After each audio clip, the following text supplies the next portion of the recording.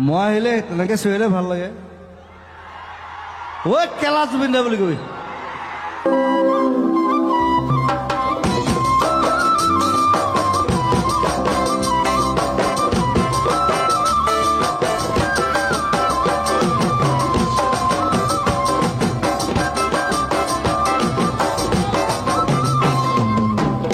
পৰ্বতৰ